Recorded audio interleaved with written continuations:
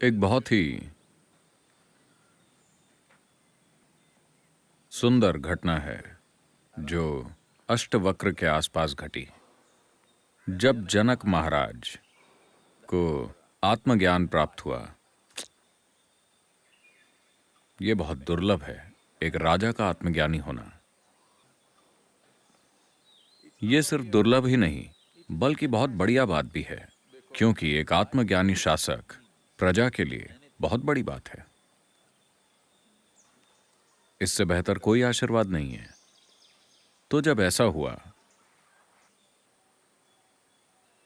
तो उनके गुरु अष्टवक्र ने, गुरु वैसे भी हमेशा कठिन ही होते हैं, जैसे ही आपको लगेगा कि आपको आपका मार्ग मिल गया, वो बोलेंगे कि ये मार्ग सही नहीं है। जब जनक को लगा कि उनका आत्मज्ञान हो गया और बस यही सब कुछ है, अष्टवक्र ने कहा, यह सब कुछ नहीं है, तुम्हें वापस जाकर अपने राज्य पर शासन करना होगा। शायद तुम्हें यह नहीं चाहिए, लेकिन बात वो नहीं है। बात यह है कि लोग इस योग्य हैं कि उन्हें एक आत्मज्ञानी राजा मिले। तो जनक को जब भी समय मिलता था, वो अष्टवक्र से मिलने उनके आश्रम में चले जाते थे, जो कि घने जंगलों में था। तो जनक अक्सर आश्रम जाया करते थे, स्वाभाविक रूप से, चूंकि गुरु अकेले लोग होते हैं।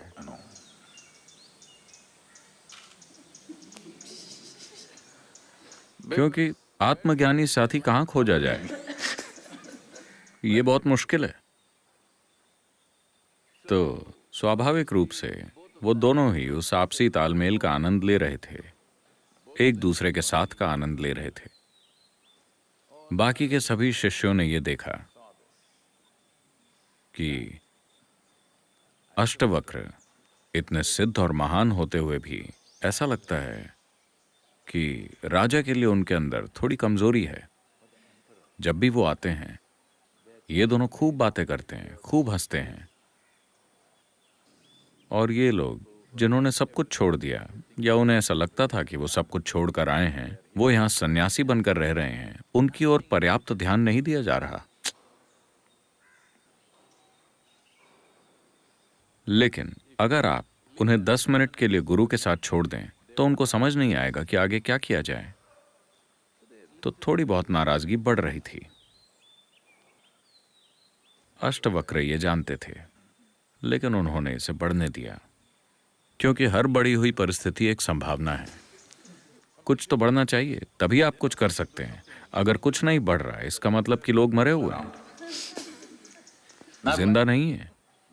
अगर जिंदा लोग होंगे तो कुछ तो बढ़ेगा, खुशी बढ़ेगी, प्यार बढ़ेगा, परमानंद बढ़ेगा, या कम से कम नाराजगी या नफरत या जलन, कुछ तो बढ़ना चाहिए। अगर कुछ बढ़ रहा है तो हम उनके साथ कुछ कर सकते हैं, कुछ भी नहीं तो उनके साथ क्या करें। तो उन्होंने इसे बढ़ने दिया, और फिर यह घटना हुई। एक दिन सत्संग में जनक भी आए और पीछे की ओर बैठे हुए थे। अष्टवक्र सत्संग के दौरान कुछ कह रहे थे, और अचानक एक सिपाही भागता हुआ आया और गुरु की तरफ देखे बिना वो राजा के पास दौड़ते हुए गया। उसने ऊंची आवाज में कहा, राजमहल में आग लग गई है, आपको अभी चलना होगा। जनक ने कहा, निकल जाओ यहां से। सत्संग में दौड़कर आने की तुम्हारी हिम्मत कैसे हुई? मेरे गुरु को प्रणाम किए बिना तुम यहां आए और चीखते हुए बेकार की बातें कर रहे हो, निकल जाओ यहां से। और अष्टवक्र ने सत्संग जारी रखा। जनक वहां बैठे रहे, महल जलता रहा। यहां किसी को चिंता नहीं है। वहां लोग जरूर चीख रहे होंगे, लेकिन यहां किसी को कोई चिंता नहीं है। फिर ये चलता रहा, और एक clap of the master event है, 3 दिन चलता है। जब तक आपके पैर सुन्न नहीं हो जाते, ये चलता रहता है।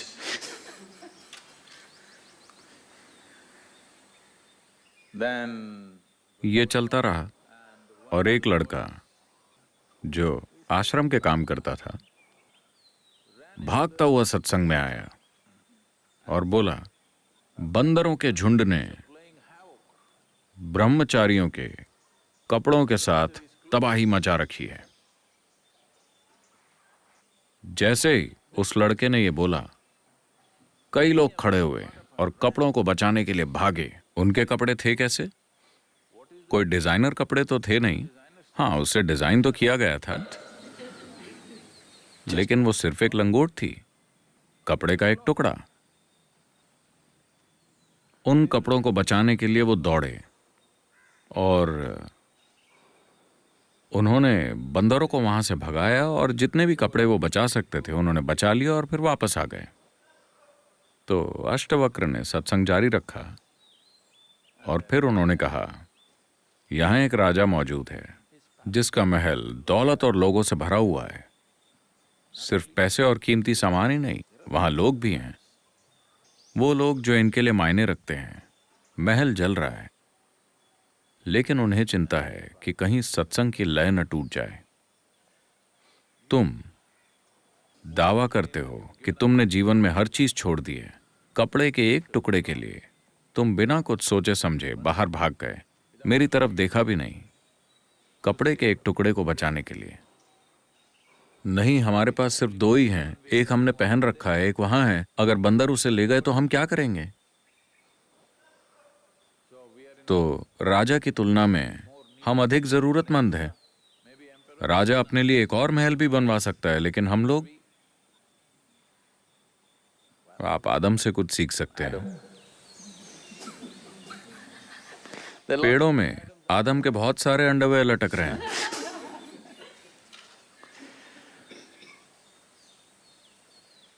तो अष्टवक्र ने कहा, सवाल ये नहीं है कि आपके पास क्या है, बल्कि ये कि आपने उसे कैसे पकड़ रखा है।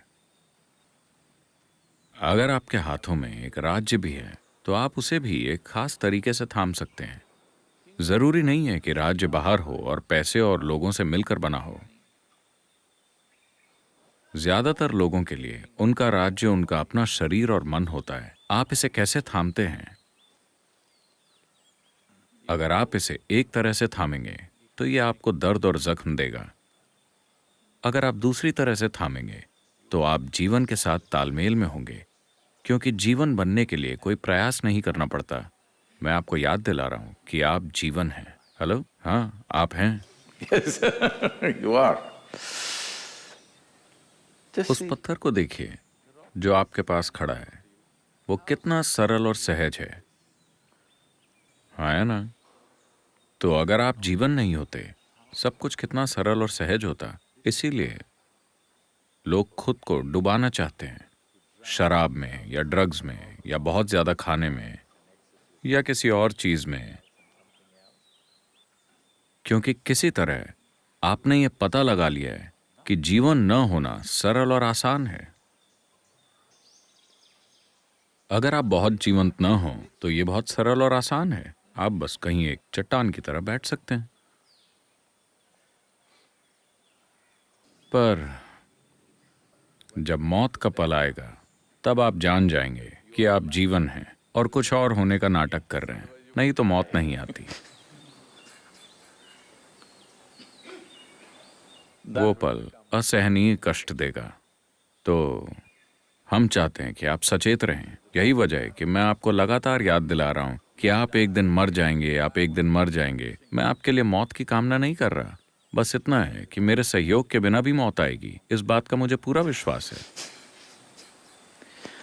मुझे आपकी मौत की कामना करने की जरूरत नहीं है। लगातार मृत्यु की याद दिलाने की वजह बस ये है कि आप जान जाएं कि आप जीवन हैं। आप इस चट्टान की तरह नहीं जी सकते।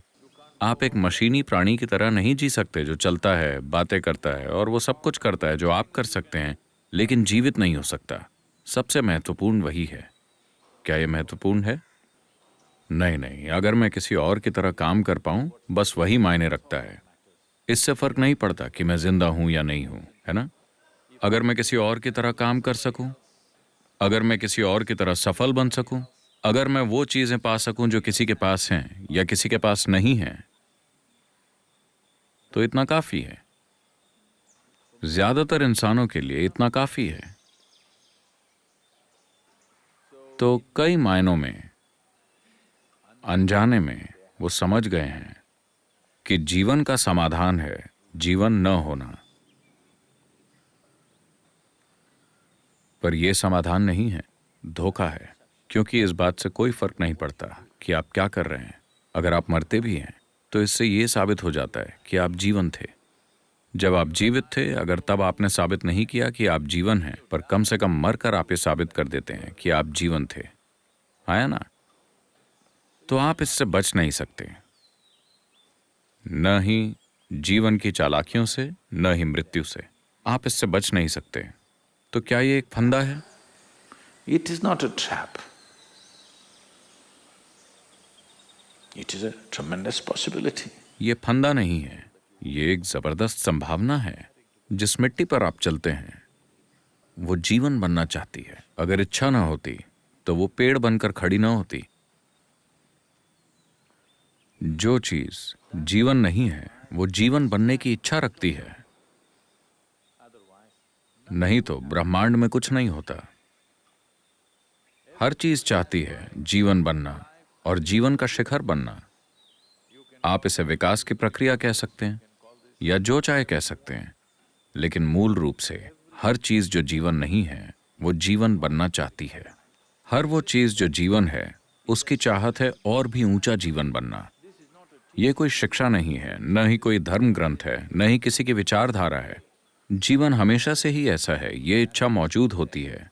इसे शांत करने का एक ही तरीका है, जीवन न बनने का नाटक करना या आत्मज्ञान प्राप्त कर लेना। ये दोनों तरीके एक ही काम करेंगे, एक ही नतीजा, पर पूरी तरह से अलग।